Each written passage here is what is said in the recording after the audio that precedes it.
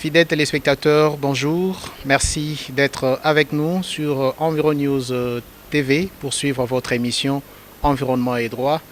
Je suis très heureux de vous retrouver encore aujourd'hui pour ce 7e numéro de ces magazines qui traitent des questions environnementales, mais essentiellement dans le chapitre juridico-légal. Comprenez ça comme ça.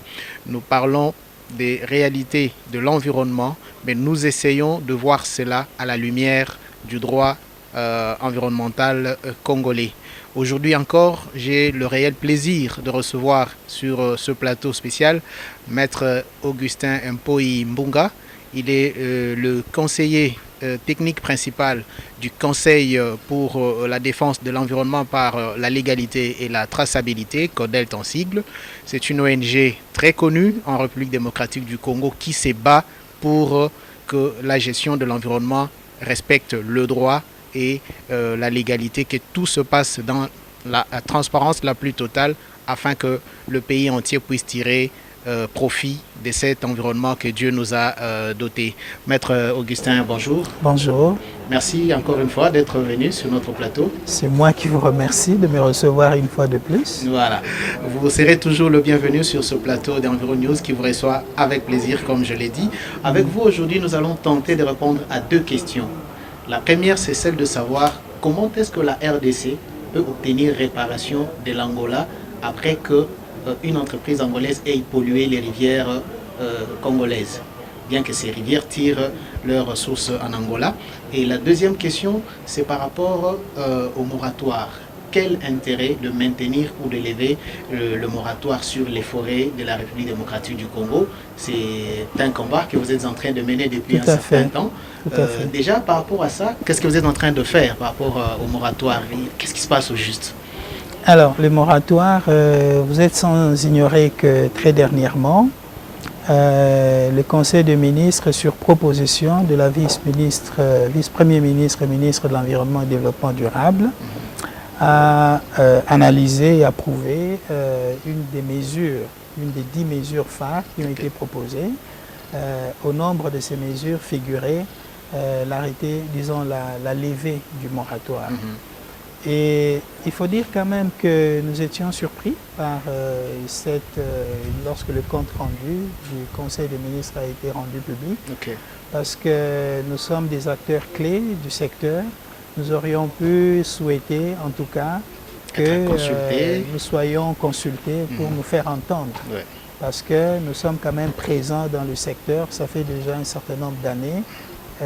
Moi, personnellement, si je dois évaluer le nombre d'années, on est en train d'arriver à 20 ans. On est dans ce secteur en train de contribuer, d'appuyer le gouvernement dans les différentes réformes qui sont initiées. Voilà. Et donc, sur la question du moratoire, nous avions vraiment des considérations à faire valoir qui auraient pu, en tout cas, éclairer le dossier pour que le Conseil des ministres ait suffisamment d'éléments d'évaluation de la question avant peut-être d'arriver à cette décision. Quoi qu'il en soit, nous ne sommes pas dans la remise en cause parce que actuellement, cette question du moratoire, pour qu'elle soit effective, la levée du moratoire pour qu'elle soit effective, il faut que le Premier ministre prenne un décret qui consacre la levée du moratoire. Et c'est pour cette raison que nous avons initié une action au niveau du Premier ministre pour porter à son information un certain nombre de faits qui devraient en principe être intégrés dans cette démarche qui tend à lever le moratoire. Et la lettre adressée au Premier ministre, heureusement, a pu être déposée aujourd'hui. Nous attendons donc faire le suivi pour pouvoir nous faire entendre à ce niveau-là. Merci. On va y revenir dans la deuxième partie. Je voulais quand même qu'on introduise avec cela parce que c'est de l'actualité. Mais l'autre actualité, c'est celle liée à la pollution de ces rivières. La rivière Chikapa et qui s'est déversée dans la rivière Kasaï. Et actuellement, on parle même du fleuve Congo qui est déjà atteint. Est-ce que Kinshasa vit déjà cette pollution à votre connaissance? Bon, on a entendu dire que cette pollution a progressé et qu'elle est à la porte de Kinshasa. C'est un fait réel. J'ai admiré ce que vous avez dit en introduction de cette émission, que elle a pour vocation d'analyser les faits environnementaux qui se posent, mais à la lumière du droit. Ok. Donc vous entrez là sur le terrain de nos préoccupations en tant que structure qui travaille sur ces questions. Alors, s'il faut faire l'analyse de la question sur le plan du droit, ce qu'il faut d'abord comprendre, c'est que la prétention à la réparation que la RDC pourrait afficher doit reposer sur le droit. Okay? Il faut quelque part montrer le fondement de la demande à la réparation que la RDC pourrait, si les faits sont avérés, si les faits de pollution sont avérés et que les responsabilités sont établies, il faut un cadre pour pouvoir fonder l'action de la RDC. Alors, si je peux placer un mot là, c'est peut-être pour enseigner qu'il y a une convention internationale sur les lacs et les cours d'eau transfrontaliers. C'est des cours d'eau qui sont partagés entre plusieurs États et c'est le cas justement de la plupart des rivières que nous avons ont pour leur source en Angola et qui commencent petites et puis quand ils arrivent au niveau de la RDC, elles prennent toute l'envergure jusqu'à se projeter au niveau du fleuve et puis du fleuve jusqu'à l'océan. Et donc la rivière Chikapa et la rivière Kasaï sont deux rivières qui sont concernées, donc c'est des cours d'eau transfrontaliers. Et il y a des engagements que les États ont pris à travers ces conventions. La RDC et l'Angola font partie justement de cet accord international. Donc il est d'abord interdit aux États qui partagent un cours d'eau ou un lac de pouvoir poser des actes qui sont de nature à altérer la qualité de l'eau et avoir des répercussions sur un autre État qui partage le cours d'eau ou le lac concerné. Dans le cas, ce sont les rivières. Et donc, dans ce cas précis, je pense qu'on est en train de constituer les dossiers parce que j'ai appris qu'il y a déjà des contacts qui se sont établis entre les deux gouvernements. Oui. Et l'Angola n'a pas nié, en tout cas, du moins la firme minière qui travaille dans le secteur minier en Angola n'a pas non plus nié être responsable des faits. Bon, maintenant, il faut essayer d'évaluer la pollution pour pouvoir la catégoriser, en déterminer éventuellement la teneur et les impacts qu'elle peut avoir sur la santé humaine, sur la santé publique, sur la biodiversité qui est dans ces eaux, parce qu'on a appris qu'il y a eu mort des poissons et d'autres espèces qui sont dans ces cours d'eau. Je pense qu'il faut tout un travail scientifique qui doit être fait avant de pouvoir indiquer les responsabilités et fonder l'action de la RDC à la réparation, qui est déjà de plus en plus affichée parce que j'ai entendu Son Excellence Madame la Vice-Première ministre, ministre de l'Environnement et du Développement durable, Eve Bazaïba, déjà affirmer être porteuse de cette demande-là, la réparation. Alors, on va aller dans la loi congolaise d'abord, avant de revenir sur la convention internationale dont vous parliez tout à l'heure. Il y a une loi congolaise qui est relative à l'eau. Cette loi, dans certains de ses articles, on parle quand même de la prévention ou la gestion des catastrophes. C'est à l'article 102, 103, 104 et 105, ce sont ces articles de notre loi relative à l'eau qui parlent de la gestion des catastrophes. Je voudrais que vous reveniez un peu sur cette loi de manière globale. Qu'est-ce que la RDC a pris comme disposition pour prévenir ce genre de catastrophes, d'abord au niveau national, et nous allons revenir maintenant à cette convention internationale-là pour voir dans quelle mesure elle protège les cours d'eau et en cas de catastrophe, comme nous sommes en train d'en connaître, comment maintenant il faut arriver à réparer. Mais parlons d'abord de notre loi congolaise. Oui, j'ai parlé là qu'il y a un travail scientifique qui doit être fait au préalable, parce que pour parler de catastrophe, ça doit être scientifiquement établi. Oui. C'est à peine qu'on apprend que des équipes de scientifiques sont déployées sur le terrain. Ils doivent vérifier à travers des données laboratoires s'il y a eu vraiment pollution et quelle est la nature de cette pollution, quelle est son ampleur. Et également d'examiner les populations qui sont riveraines et qui dépendent de ces cours d'eau pour voir s'il y a eu déjà des impacts éventuels sur la santé de ces populations. Déjà, nous avons quelques éléments d'information qui attestent que sur la biodiversité aquatique, il y a eu déjà des impacts parce qu'on a trouvé des poissons morts. Mais maintenant, ce sont les données qui permettront vraiment de pouvoir dire si la RDC devait ou non déclarer une catastrophe naturelle à partir de ce cas. Pour l'instant, je pense qu'il est prématuré d'aller vers une proclamation d'un état de catastrophe naturelle parce qu'il faut vraiment connaître les données scientifiques. Et ensuite, sur la base des éléments avérés, nous pourrons entrevoir comment le droit peut intervenir naturellement en commençant par déclarer l'état de catastrophe naturelle et des mesures qui vont être prises pour pouvoir gérer cette catastrophe et éviter qu'elle ait des effets amplifiés sur la santé humaine, la santé publique. Voilà, j'étais en train d'évoquer tout à l'heure quelques articles de notre loi, parce que j'aimerais quand même que les Congolaises et Congolais qui nous suivent sachent que la RDC a une loi. Peut-être qu'ils en ont entendu parler, mais ils n'ont pas eu le temps de lire. Je vais lire quelques articles qui vont permettre à ce que nos téléspectateurs comprennent avec vos explications à l'appui. Je commence à l'article 2. Je l'ai dit tantôt, c'est relatif à la gestion des catastrophes. L'article 2 stipule ceci: lorsque des événements imprévus ou exceptionnels affectent les ressources en eau, notamment en cas de sécheresse, de pollution ou d'inondation, le gouvernement provincial et le collège exécutif de l'entité territoriale décentralisée, chacun dans les limites de ses compétences et attributions, prend les mesures appropriées. Un décret délibéré en Conseil des ministres détermine la classification des catastrophes. Tout à l'heure, vous disiez qu'il n'y a pas assez d'éléments scientifiques pour déjà déclarer la catastrophe. Mais à la lumière de cet article, n'est-ce pas que le gouvernement devrait déjà se mettre en mouvement pour essayer de nous mettre sur place une commission qui pouvait mener des enquêtes et puis arriver à définir si c'est vraiment une catastrophe ou pas?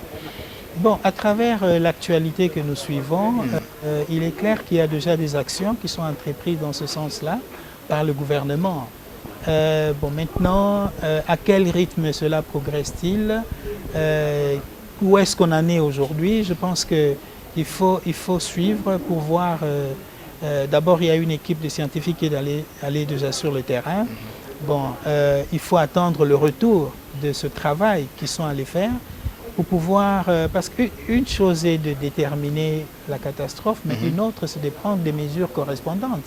Vous voyez, ça ne servirait à rien de prendre une décision qui proclame catastrophe, qui n'est pas accompagnée par des mesures concrètes pour pouvoir gérer les impacts de cette pollution sur la biodiversité de façon générale et puis sur la santé humaine. Donc, je pense qu'on est là dans une situation où nous sommes tous appelés à attendre que les données soient là pour pouvoir prendre des mesures qui s'imposent. Et nous avons vu qu'il y a déjà au niveau du gouvernement, même si ça a pris un peu de temps en termes de réaction, ça fait déjà plus de 2 semaines qu'on en parle et peut-être plus. Mais l'évidence est là, c'est que le gouvernement est déjà à pied d'œuvre et qu'on attend un tout petit peu. Mais nous demandons aussi, et c'est un appel que nous lançons, à ce qu'il y ait de la... Comment je vais dire, qu'on fasse correspondre des actions précises qui correspondent à l'urgence qu'il y a. Et l'urgence, c'est la santé des Congolais, c'est la vie des Congolais qui est en jeu. Parce qu'on parle aussi déjà des cas de mort d'homme. Voilà. Alors, si j'ai évoqué cette loi, c'est parce qu'en la parcourant, je n'ai pas vu quelque part où notre législateur a pris des dispositions en cas d'une pollution qui viendrait de nos voisins. On parle de dispositions, des événements qui peuvent survenir à l'intérieur de la RDC, mais en cas d'une pollution provenant de l'extérieur, notre loi ne dispose absolument de rien. Oui, justement parce que la loi nationale s'applique au Congo. Vous voyez, la loi est limitée dans sa portée géographique. C'est une loi nationale qui ne peut s'appliquer que dans les limites du territoire congolais. Maintenant, étant donné qu'on est dans une question qui est transnationale, qui est partagée entre 2 pays, et dans le cas d'espèce l'Angola et la RDC, je pense que c'est la convention à laquelle j'ai fait allusion au début qui s'applique et qui prévoit justement ce genre de cas où une pollution qui est générée dans un pays traverse les frontières et arrive à créer des conséquences sur l'environnement, sur la vie des populations dans un autre pays. Okay. On est vraiment dans ce cas type et je pense qu'il faut aller dans le sens de ce qui est prévu par cette convention-là. Il y a des modalités prévues pour arriver à des réparations. La diplomatie pourra également entrer en ligne de compte. Je crois qu'à un certain moment, il faudra impliquer également le ministère des Affaires étrangères pour voir à travers la diplomatie entre les deux pays, et cette convention encourage d'ailleurs la coopération entre les pays pour gérer ce type de catastrophe. Je pense que c'est une responsabilité qui est partagée dans la réponse à apporter au problème, même si au niveau de la responsabilité par rapport à la pollution, elle revient en Angola, et l'Angola n'a qu'à identifier le vrai responsable de cette pollution, qui est une entreprise qui n'a pas, et j'ai cru entendre qu'il y a un communiqué que l'entreprise a rendu public, et qui reconnaît être responsable de cette altération de la qualité de l'eau. Bon, maintenant, il faut qu'on aille plus loin pour arriver à avoir des éléments concrets qui permettent de définir concrètement la responsabilité de cette entreprise. Voilà. Éventuellement, peut-être de l'État angolais, si quelque part il y a des négligences éventuelles qu'on peut imputer à tel ou tel autre service de l'État angolais. Voilà. Au niveau de Kinshasa, il y a la crainte des habitants de cette grande ville qui sont alimentés en eau de la régie des eaux tirée du fleuve Congo. Et maintenant qu'on parle de cette pollution qui serait déjà arrivée à Kinshasa, quelles sont les dispositions que le gouvernement doit prendre pour s'assurer que la qualité de l'eau que la régie des eaux va servir à Kinshasa ne sera pas une eau qui risque de créer des problèmes de santé aux consommateurs? Bon, je n'ai pas personnellement suivi quel type de réponse est envisagée au niveau de la régie des eaux, mais en tant qu'une entreprise responsable de la qualité de l'eau qui est distribuée et que nous consommons, parce que c'est avec cette eau que dans nos cuisines, c'est cette eau qu'on utilise, c'est avec cette eau que nous gérons des besoins qui sont nos besoins de tous les jours. Voilà.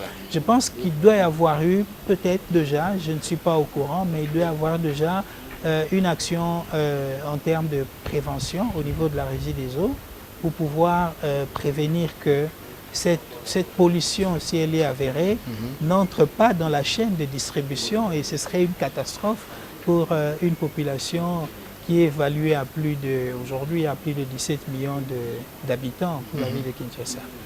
Alors, il faut peut-être, comme vous êtes de la presse, essayer aussi d'approcher la régie des eaux, parce que c'est une question vitale pour la population congolaise, pour voir qu'est-ce qui est fait à ce niveau-là, pour pouvoir éviter que cette pollution entre dans nos robinets. Il faut également vous approcher beaucoup plus de la ministre de l'Environnement et Développement durable pour essayer de voir au jour le jour comment évolue la réponse que la RDC est en train d'apporter à cette question. Voilà. Nous sommes des non-gouvernementaux, comme on dit. Nous suivons de près, nous analysons, et si nous avons des choses concrètes à suggérer, nous le faisons quand cela est nécessaire. Alors, que direz-vous de ces acteurs de la société civile comme vous qui pensent qu'il faut déjà initier une action au niveau de la justice internationale contre la République angolaise afin de la pousser à prendre la mesure de la chose et à tenter de reparer de manière conséquente? Est-ce que vous êtes de cet avis-là? Vous voulez attendre jusqu'à ce que vous ayez vous-même la preuve que les eaux congolaises ont été polluées avant de pouvoir initier une telle action? Bon, je pense qu'une action en réclamation de dommages et intérêts, je crois que c'est à ça qu'on pourrait arriver. Mais je pense qu'on est dans un contexte de diplomatie, on est dans un contexte de coopération internationale et coopération entre deux pays bilatérales. Il faut d'abord privilégier cette voie de discussion entre deux pays souverains il y a des mécanismes prévus dans la Convention, mais également par le droit international de façon générale. Je pense qu'il faut que les deux pays discutent et je pense qu'ils ont déjà commencé à le faire. Oui, oui. On a vu le ministre des Affaires étrangères inviter l'ambassadeur angolais à son bureau. Voilà, Donc, il y a ça, déjà ces discussions. Il y a ça, mais attendons voir. Si vraiment à ce niveau-là, ils ne réussissent pas à s'entendre, les deux gouvernements, il faut finalement envisager que cette question soit portée au niveau des instances qualifiées, au niveau international, pour pouvoir fonder l'action de la RDC. Mais la RDC doit préparer son dossier. On ne va pas devant un tribunal, devant une cour, devant une instance qui est appelée à rendre une décision sans préparer le dossier. C'est comme ça que dès le début, je parle de consolider notre position sur le plan scientifique. Il faut qu'on ait des données scientifiques.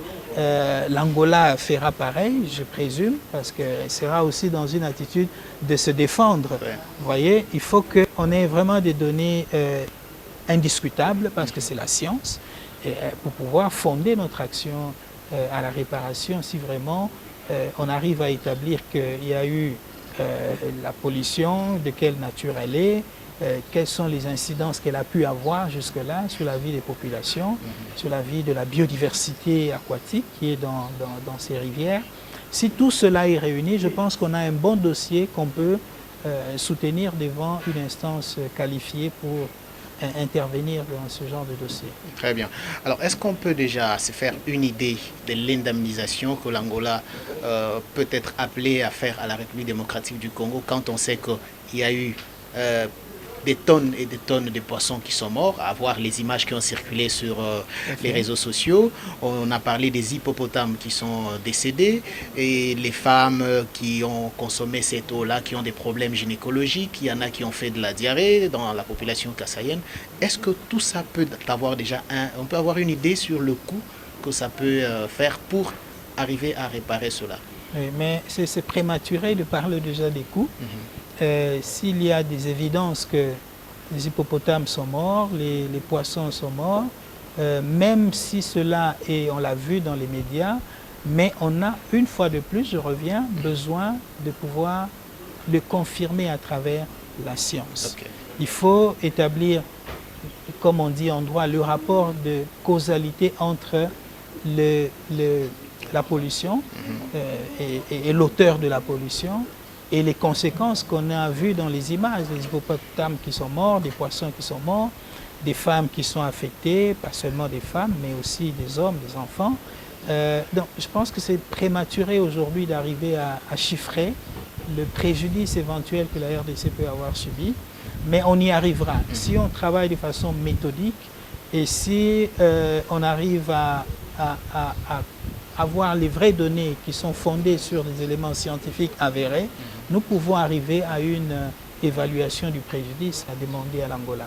Je crois que c'est une perspective qu'il faut envisager, mais après avoir épuisé les voies de la diplomatie, de négociation, qui sont d'ailleurs préconisées dans la coopération entre les États. Très bien. Alors, je vais vous poser une question qui m'a été posée vulgairement par quelqu'un. Mais pourquoi notre pays ne réagit pas vite quand il y a un problème pour couper, par exemple, les relations avec l'Angola et dire à l'Angola, non, tu as tué nos citoyens, tu as causé des problèmes à notre environnement, plus de relations diplomatiques entre les deux pays. Payez-nous d'abord et puis on va renouer les relations. Oui, mais ça ne fonctionne pas comme ça dans la diplomatie. Je pense que des cas comme ça sont prévus déjà. Oui. On sait que les actions qui sont entreprises dans un État donné peuvent avoir des répercussions dans un autre État. Oui. On a fixé des cadres pour pouvoir arriver à prendre en main ce genre de pollution et de cas. Je crois que ce ne serait pas très raisonnable de la part du gouvernement aujourd'hui de commencer à rompre les relations diplomatiques, d'autant plus que c'est une entreprise privée, c'est pas le gouvernement angolais. Oui. Donc le gouvernement angolais a aussi le temps de faire la lumière en interne pour pouvoir apporter des réponses aux questionnements de la RDC, voyez-vous. Donc, on ne gère pas des questions d'État avec des émotions, vous voyez, même si on est tous dérangés par l'ampleur des dégâts, mais il faut suivre les exigences que nous impose la diplomatie avec l'Angola. Très bien. Fidèles téléspectateurs, vous êtes en train de suivre votre émission Environnement et droit. Je reçois pour vous Maître Augustin Mpoyi. Il est le conseiller technique principal de l'ONG CODELT. Vous venez de le suivre dans cette première partie de notre sujet qui portait sur la question de savoir comment est-ce que la RDC peut obtenir réparation de l'Angola par rapport à la pollution de la rivière Chikapa, Kasaï, qui a déjà atteint le fleuve Congo, et quelles peuvent être les mesures à prendre par la Régie des eaux et même le gouvernement pour prévenir que les Quinois ne subissent pas les mêmes conséquences que ceux qui ont bu ou consommer, utiliser l'eau de la rivière Chikapa. Alors, nous passons maintenant à la deuxième partie de notre sujet. On va revenir sur cette question de moratoire, Maître Augustin. Ça a été proposé par un ministre et l'actuel gouvernement est sur la voie donc d'accepter ou d'adopter cette levée de moratoire, et ça vous révolte? Non, je ne voudrais pas dire que ça me révolte, pas du tout. Je pense qu'il faut commencer à prêter quand même de la bonne foi à ce gouvernement, parce que ne pas reconnaître la différence dans la manière de faire les choses depuis que ce gouvernement des warriors qu'on a appelé est là, ce serait ne pas être honnête. Très bien. Je pense qu'il y a des choses qui sont assez visibles. On voit que depuis que le Premier ministre est là, on voit que le pays est pris en main. Le mal a été profond. Il ne faut pas vous attendre du jour au lendemain au miracle. Mais il y a quand même quelques actions qui sont posées et qui nous poussent aujourd'hui à croire dans l'action de ce gouvernement. Et la mesure qui a été proposée au Conseil des ministres pour lever le moratoire, je l'ai dit au début, c'est une mesure qui nous a quand même surpris, parce que finalement, il faut quand même qu'on se le dise, le moratoire a été considéré finalement comme un symbole de une garantie de l'assainissement du secteur, une garantie de dire on s'arrête pour avoir la maîtrise de la situation et nous assurer que nous allons dans la bonne direction. Le moratoire a été un symbole, et demander à lever le moratoire devait être entouré d'un certain nombre de précautions, parce que les forêts sont vitales, sont essentielles pour la vie.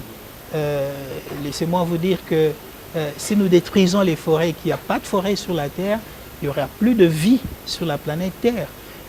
Dans une lettre que nous avons adressée aujourd'hui au Premier ministre, nous avons insisté sur le caractère exceptionnel de notre belle planète, cette sphère bleue qui scintille dans le noir de l'univers absolu. C'est l'unique endroit où il nous est donné de vivre dans l'immensité de l'univers. Donc si nous le rendons invivable, nous péchons à la fois contre nous-mêmes, mais aussi contre les générations qui viennent. Voilà. Et pour la RDC, je vais vous laisser poser la question. Pour la RDC, le moratoire était un symbole de dire qu'on arrête, qu'on ait d'abord une meilleure maîtrise des surfaces forestières, parce qu'elles sont essentielles pour la vie des générations d'aujourd'hui et de demain.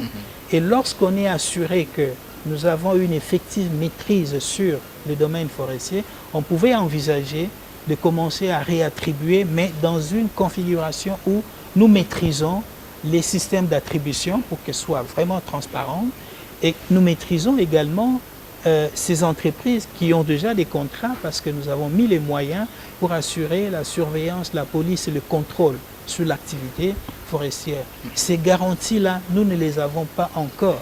Et nous estimons que même s'il est vrai que la décision a été adoptée en Conseil des ministres, mais c'est comme une mesure. Vous voyez, maintenant, la concrétisation de cette mesure demande d'observer quelques étapes. On va y arriver. Pour pouvoir arriver à dire qu'aujourd'hui, on lève effectivement le moratoire. On va aller vers les étapes, parce que c'est contenu dans votre correspondance adressée au Premier ministre. Mais la question que j'allais vous poser tout à l'heure, c'est de savoir, près de 20 ans après, depuis que le moratoire a été imposé, la RDC n'a-t-elle pas suffisamment eu le temps de pouvoir organiser la gestion de ces forêts et de pouvoir réfléchir dans ce sens-là pour une fois pour toutes, lever ce moratoire et commencer maintenant à aller vers ce que vous êtes en train de souhaiter? C'est justement ce que nous mettons en avant. Nous disons qu'il y a des choses que le gouvernement aurait dû faire depuis très longtemps pour arriver à une situation où nous disons on lève le moratoire aujourd'hui. Ça n'a pas été fait. Quoi, par exemple? Dans nos différents recours, nos différentes demandes, lettres adressées aux différentes autorités de la République, en premier le ministère de l'Environnement, Madame, son Excellence Vice-Premier ministre F. Bazaïba n'y était pas encore. C'est une situation qu'elle a trouvée. Mais il y a des choses qui auraient dû être faites, qui ne l'ont pas été faites et qui justifient qu'aujourd'hui, on puisse avoir des réserves sur la question de la levée du moratoire. Alors, vous me posez la question de savoir quels sont ces préalables. C'est cette question centrale de la programmation géographique des futures allocations. On ne va pas se mettre à attribuer les concessions forestières sans savoir où est-ce qu'on va créer ces concessions dans l'ensemble du domaine forestier. Quel est l'inventaire qui est fait des ressources forestières qui sont concernés par l'attribution, quel est l'aménagement qui a été fait dans la portion qui a été délimitée pour recevoir les concessions forestières. Tout ce travail n'a pas été fait. On aurait pu le faire tout ce temps. On ne l'a pas fait. On ne l'a pas fait. Et d'ailleurs, quand le moratoire a été étendu en 2005, le gouvernement s'était donné 3 ans pour faire ce travail de programmation géographique. Les 3 ans sont passés, ce travail n'a pas été fait. Voilà. Aujourd'hui, on est presque à 16 ans, on n'a rien fait du tout.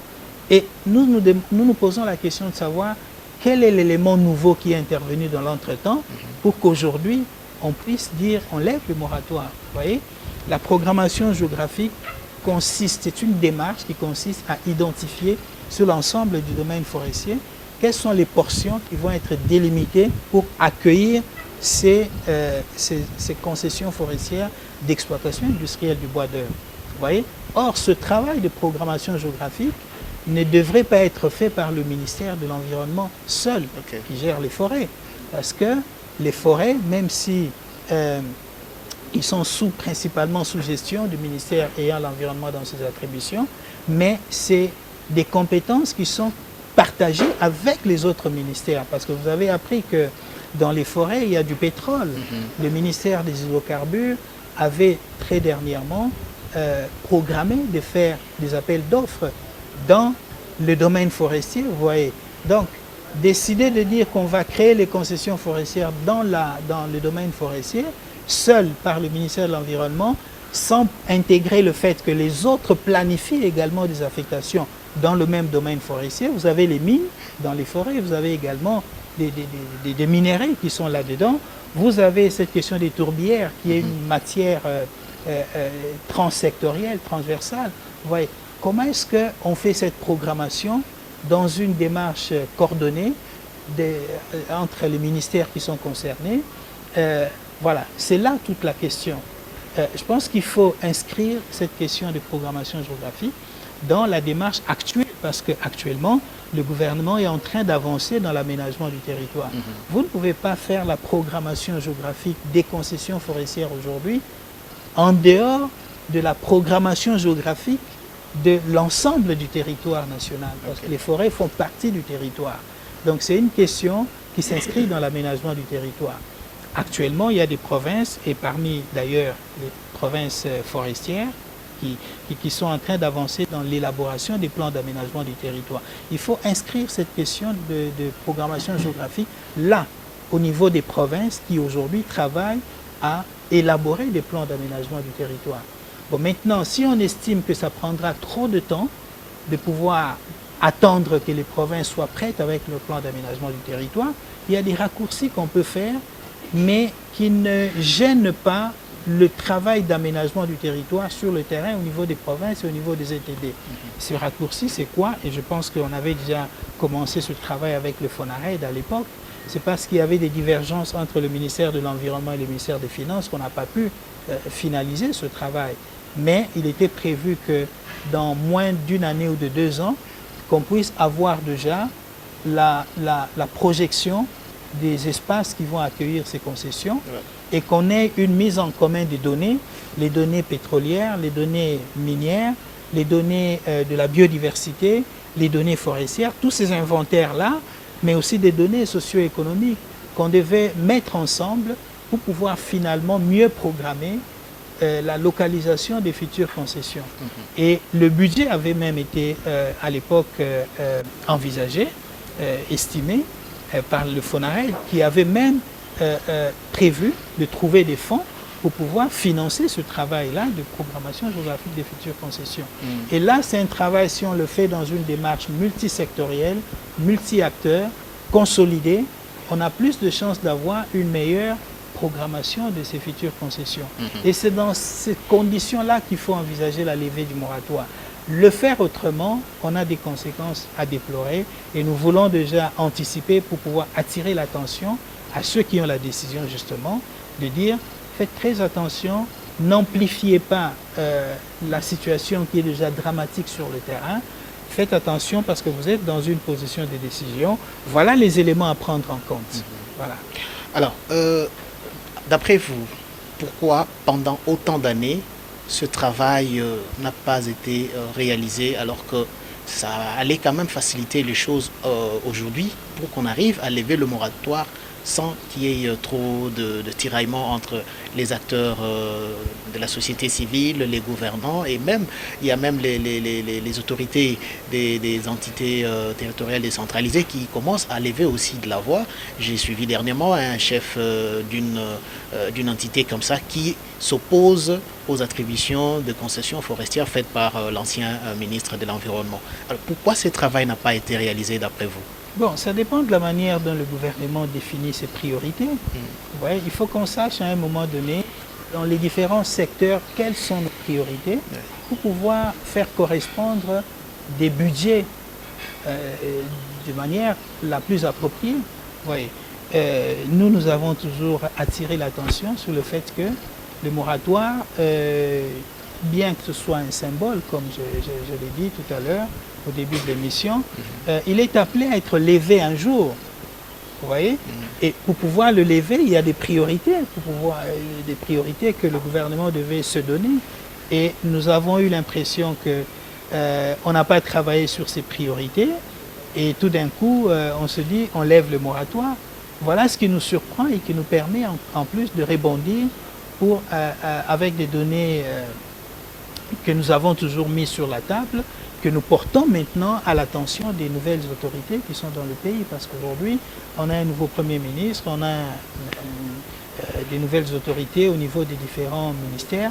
Nous pensons que quand on les voit travailler, ils peuvent avoir une autre lecture de la situation et arriver à inscrire cette question du moratoire comme une priorité.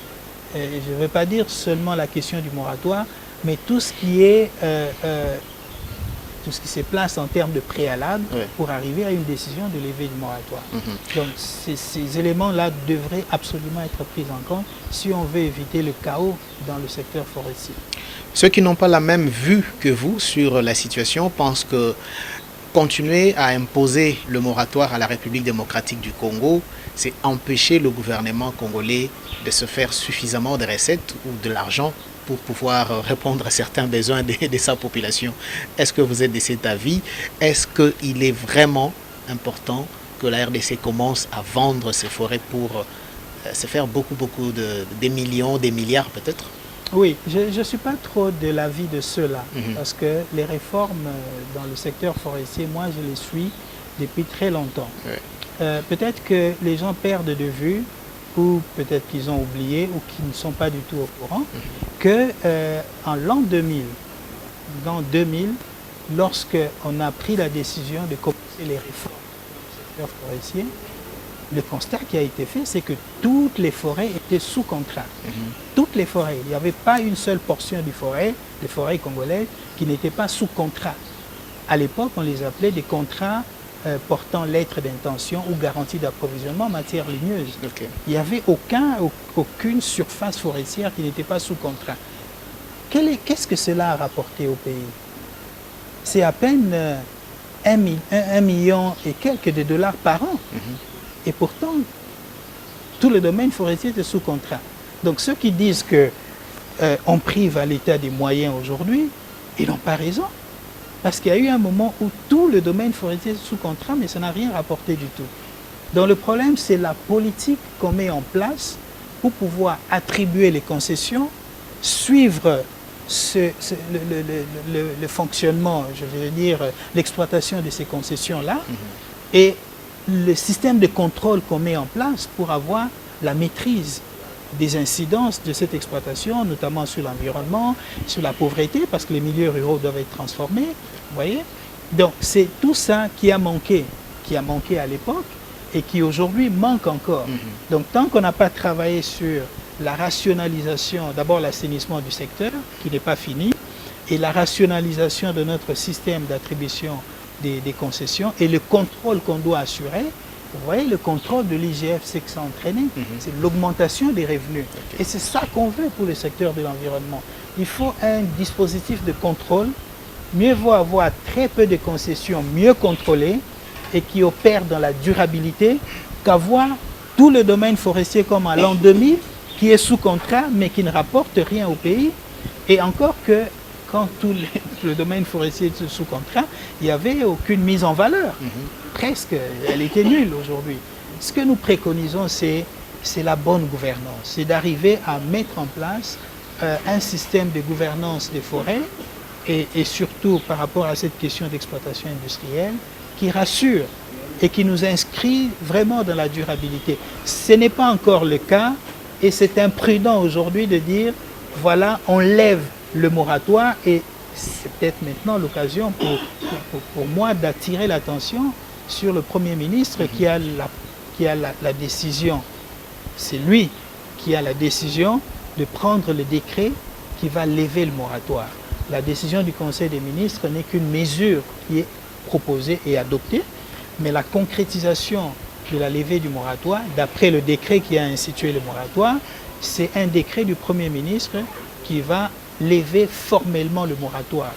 Et nous avons saisi le Premier ministre pour qu'il ait toute l'information sur ce qu'il y a lieu de faire, les préalables, et nous avons préconisé une orientation claire par rapport, pour l'éclairer justement, et c'est notre travail en tant qu'organisation non gouvernementale qui vient en appui au gouvernement, c'est également de présenter des outils d'aide à la décision qui éclairent l'autorité qui a la décision sur le sens de la décision à prendre, sur le pour et le contre de la décision, pour que lorsqu'elle est prise, qu'elle soit vraiment une décision qui s'inscrit dans la bonne gouvernance, qui garantit les intérêts de la République, qui garantit les intérêts de nos provinces, qui garantit l'intérêt de nos ETD, mais également des communautés forestières qui dépendent de ces forêts. Très bien. Alors, est-ce que vous êtes allé vers le Premier ministre parce qu'au niveau du ministère de l'Environnement, vous sentez qu'il n'y a pas réceptivité, on ne vous reçoit pas, on ne considère pas vos propositions ou toutes les suggestions que vous êtes en train de faire, ou vous pensez qu'il faut aller carrément vers lui, comme vous venez de le dire, c'est parce que toute la décision est entre ses mains? Bon, nous ne sommes pas allés au niveau du ministère de l'Environnement pour la simple raison que, apparemment, lorsque le ministère a constitué le dossier et l'a présenté au Conseil des ministres et que la décision a été adoptée, pour le ministère de l'Environnement, apparemment, il n'a plus vraiment de rôle à jouer parce qu'il a obtenu ce qu'il est allé demander. Vous voyez? Mais entre le temps de l'approbation par le Conseil des ministres de cette décision de levée du moratoire et l'effectivité de la décision, il y a le décret du Premier ministre. Voilà pourquoi nous sommes allés vers lui. Parce qu'effectivement, selon le décret qui a mis en place le moratoire ne pourra être levé que par décret du Premier ministre lorsque les 3 conditions péremptoires pour lever le moratoire auront été réunies. Et aujourd'hui, il y a 2 conditions qui sont réunies, c'est la publication des résultats définitifs de la revue légale, ça s'est réalisé. C'est la publication des règles d'adjudication en matière de forêt, c'est la 2e condition qui a été réalisée. La 3e condition, qui est celle de la programmation géographique, n'est pas réalisée. Et dans la note que nous avons adressée au Premier ministre, c'est une note technique d'aide à la décision, nous avons expliqué c'est quoi, parce que nous étions là quand ce décret a été pris. Ouais. Nous avons participé à l'écriture de ce dossier, de ce décret. Nous avons collaboré avec le ministère de l'Environnement, mais aussi les partenaires à l'époque, c'était la Banque mondiale qui avait porté ce dossier. Et quand il a été porté au président Kabila, nous étions là. Et donc, en tant qu'acteurs ayant été présents depuis, ça date de 16 ans, nous avons communiqué au Premier ministre les éléments du contexte dans lequel le moratoire a été pris, les conditions dont il était assorti, et puis l'évaluation de la question du moratoire aujourd'hui, et enfin les orientations stratégiques, je peux le dire comme ça, pour arriver à obtenir le décret qui lève le moratoire. Okay. Si le Premier ministre veut éviter une tollée, une réaction de la société civile, celle en tout cas qui porte ce fardeau de la levée du moratoire, s'il veut éviter également des réactions et des complications dans les rapports avec les partenaires, parce que le ministère, les forêts ne sont pas gérées de manière exclusive par la République. C'est pour ça que nous sommes partis à des accords et des arrangements internationaux. C'est pour ça également que nous sommes dans la coopération avec les autres pays pour pouvoir appuyer la gestion durable des forêts. Donc s'il faut vraiment tenir compte de tous ces paramètres-là, nous conseillons au Premier ministre d'être attentif aux éléments que nous avons mis dans la note qui le saisit et qui lui donne en tout cas le plus possible d'informations comme il vient d'arriver. Il a des conseillers certainement qui viennent aussi d'arriver. Ils ont besoin des matériaux pour pouvoir mieux comprendre la situation et lui faire correspondre des décisions qui vont dans l'intérêt et dans le sens de l'intérêt général et du bien commun de la nation congolaise. Voilà, nous approchons déjà vers la fin de cette émission. Je crois dans 3-4 petites minutes, on va terminer. Vous avez envoyé votre correspondance au Premier ministre. Vous restez donc en attente de sa réaction. Vous voulez qu'il vous invite à son bureau, à son cabinet pour échanger avec lui, ou vous estimez qu'avec cette correspondance, il a tous les éléments et ça peut l'aider déjà à décider? Ils peuvent avoir tous les éléments, mais l'interaction n'est pas mauvaise. Et je pense que très dernièrement, lorsque nous avons saisi le Premier ministre, à l'occasion des 6 concessions de conservation qui ont été attribuées, et nous sommes confortés à l'idée que, en constatant que le gouverneur de la province de Chouapa nous a rejoints. Il a écrit aussi à la vice-premier ministre, le ministre de l'Environnement et du Développement durable, Mme Bazaïba, de pouvoir retirer ces concessions qui ont été attribuées par son prédécesseur.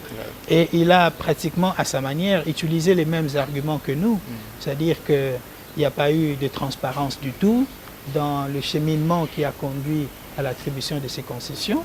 À l'époque, nous avons saisi le Premier ministre par une lettre, et c'était un recours d'ailleurs adressé à Mme F. Bazaïba, et puis avec copie au Premier ministre.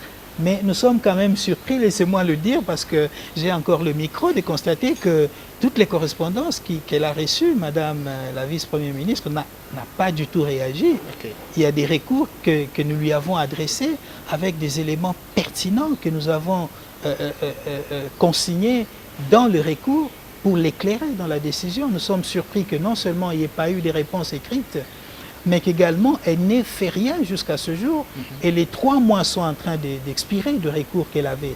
Malheureusement, nous serons portés à aller une fois de plus devant le Conseil d'État parce qu'elle avait l'occasion dans les 100 jours. Et nous, son évaluation pour les 100 jours nous inquiète un peu parce que ça fait partie également des questions qui s'inscrivent dans les 100 jours. Elle a trouvé des situations très confuse, elle aurait pu donner le temps, elle ne l'a pas fait, elle ne l'a pas fait. Nous lui avons apporté un certain nombre d'éléments d'information, nous n'avons pas été appelés, alors que la primature nous a appelés pour les 6 concessions. On a eu une séance de travail autour de ça, parce qu'il voulait quand même comprendre de quoi on parlait. Nous avons fourni, en plus des éléments du dossier, qui a été transmis, des éléments additionnels pour permettre justement au Premier ministre, ce n'est pas lui qui nous a reçus personnellement, mais son équipe. Et nous espérons, nous attendons au moins de ce côté-là, qu'il y aurait peut-être une action qui va nous dispenser des querelles judiciaires au niveau du Conseil d'État, parce que c'est des procédures qui sont coûteuses, qui nous coûtent le temps, qui nous coûtent de l'argent, encore faudrait-il le dire aujourd'hui, il n'y a pas du tout de financement pour ce type d'actions qui sont parfois péremptoires pour dissuader des actions d'illégalité, des actions de non-conformité dans le secteur forestier. Et donc voilà, je tenais vraiment à le dire, le Premier ministre qui a reçu aujourd'hui, nous avons déposé aujourd'hui, il a la latitude de nous appeler, nous sommes prêts à collaborer pour lui fournir d'autres éléments additionnels au cas où il en a besoin, comme ça a été le cas avec les 6 concessions de conservation. Très bien. Alors, le ministre qui avait attribué ces concessions vous a répondu indirectement à travers les médias pour dire que ceux qui sont contre les actes par moi posés ne peuvent qu'aller au Conseil d'État. Donc, vous êtes contraint d'y aller quand vous parlez de 3 mois qui sont en train de s'écouler sans que la vice-première ministre n'ait fait absolument rien. Donc, votre dernier espoir, c'est le Conseil d'État pour obtenir... C'est le Conseil d'État, mais laissez-moi quand même revenir sur l'ancien ministre de l'Environnement qui a pu répondre de la manière dont il a répondu. Mais il ne sait pas quelle est l'image qu'il a laissée de lui à la tête de ce ministère de l'Environnement. Il ne sait pas non plus quels sont les dégâts qu'il a laissés derrière lui, et que les autres, aujourd'hui, Madame... Son Excellence F. Bazaïba peine à gérer un passif qui tient de lui, des actes qu'il a posés, parce que j'avais dit à l'une des émissions passées que nous étions arrivés à 4 millions d'hectares de forêts illégalement attribuées, et nous en avons découvert d'autres. On est arrivé pratiquement à 4 millions 600 000 hectares de forêts illégalement, parce qu'on en a découvert d'autres. Mais il y a aussi cette question-là de l'arrêté qu'il a proposé à son collègue à l'époque du ministère des Finances, qui a pratiquement consacré le braconnage, y compris des espèces emblématiques, en danger critique d'extinction, comme les gorilles de plaine et des montagnes. L'okapi, vous trouvez dans la grille des barèmes des taxes qu'il faut payer, vous trouvez des taxes d'abattage de ces espèces-là, les pangolins. Ça aussi, vous attaquez ça, vous voulez que cet arrêté soit tout simplement... Je ne sais pas qu'est-ce qui s'est passé par rapport à cet arrêté-là, parce que finalement, nous ne l'avons découvert que 6 mois après sa publication au journal officiel. Nous sommes en train d'utiliser d'autres procédures pour pouvoir l'attaquer. Et nous l'avons d'ailleurs déjà fait. Je ne vais pas dévoiler ici ce qui est fait, parce qu'on a dû rechercher de façon assez compliquée la procédure qu'il fallait faire valoir ou qu'il fallait suivre pour obtenir justement l'annulation de cet arrêté-là. Mais aussi, ça aussi c'est une autre question qui est sur la table de son Excellence Madame F. Bazaïba. Pourquoi est-ce que carrément elle ne prend pas une initiative dans le sens d'obtenir le retrait de cet arrêté? Elle vous a répondu à travers les médias pour dire qu'elle analyse tout ça froidement et elle prendra la bonne décision au moment opportun. Mais c'est une question urgente qui demande quand même aussi une mesure urgente, une réponse. Donc vous ne sentez pas cette attitude d'urgence dans sa façon de faire? Elle prend quand même assez de temps pour pouvoir réagir. Voilà. Nous aurions souhaité que les choses soient traitées avec le plus de rapidité possible, même si on peut le faire froidement, mais à manière d'accélérer quand même. Voilà, nous sommes donc à la fin de cette émission, mais je vais quand même vous donner 1 minute pour conclure sur tout ce qu'on a dit. D'abord par rapport à la pollution de nos rivières par une entreprise angolaise, et aussi par rapport à la démarche que vous menez sur la levée du moratoire qui est déjà adoptée par le Conseil des ministres. Oui, alors ce que je peux peut-être préconiser ici, c'est l'urgence dans la réponse à des situations dramatiques qui demandent de l'urgence. Nous, nous sommes non gouvernementaux, nous n'avons pas la décision. Nous demandons quand même à ceux qui ont la décision, c'est-à-dire les autorités gouvernementales particulièrement, de pouvoir faire correspondre des actions concrètes à l'urgence que nous impose parfois la situation sur le terrain. On estime quand même qu'il y a trop de temps qui est pris pour pouvoir répondre à des situations concrètes d'urgence. Très bien. Le moratoire. Voilà. Alors, sur la question du moratoire, nous sommes en attente du dossier que nous avons porté au niveau du Premier ministre. Mais également, nous souhaitons plus de collaboration, d'échange, de communication avec le ministère de l'Environnement et du Développement durable. Merci. Ça, je pense que son cabinet va le considérer comme une interpellation et qu'ils vont changer leur manière de faire dans la collaboration avec la société civile. Nous sommes donc à la fin, fidèles téléspectateurs. On a parlé de la mesure ou de conditions par lesquelles la RDC peut obtenir réparation de l'Angola par rapport donc à cette pollution de la rivière Chikapa qui a infecté le Kasaï et le fleuve Congo. Et nous avons également dit un mot sur la démarche du CODELT par rapport à la mesure du moratoire qui doit être levé, adopté déjà au niveau du Conseil des ministres. CODELT a adressé une correspondance au Premier ministre afin d'attirer son attention pour que toutes les conditions soient réunies afin que les choses se passent très bien.